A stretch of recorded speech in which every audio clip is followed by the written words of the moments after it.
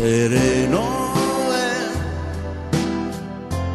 rimanere a letto ancora un po' e sentirti giù in cucina che già prepari il mio caffè e fa finta di dormire per tirarti contro me.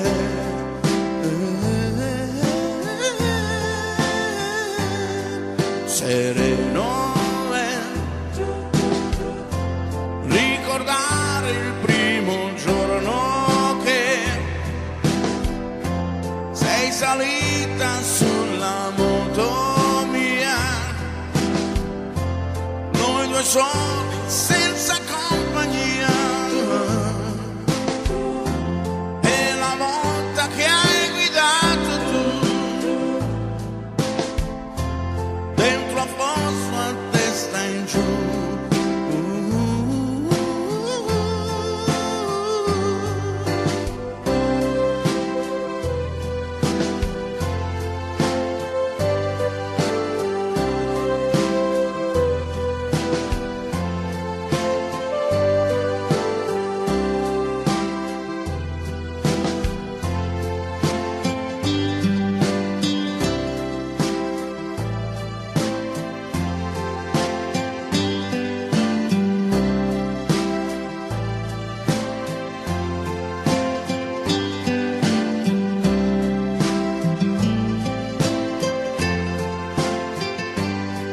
Sereno è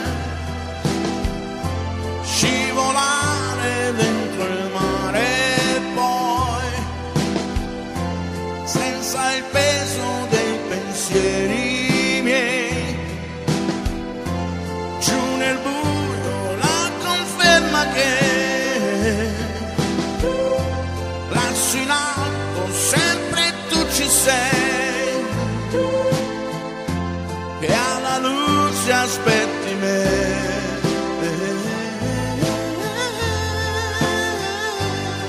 Sereno è dare un calcio ai grattacapi e poi con un bacio fare pace noi e sentirmi come tu mi vuoi, raccontarti un sacco di bugie per poi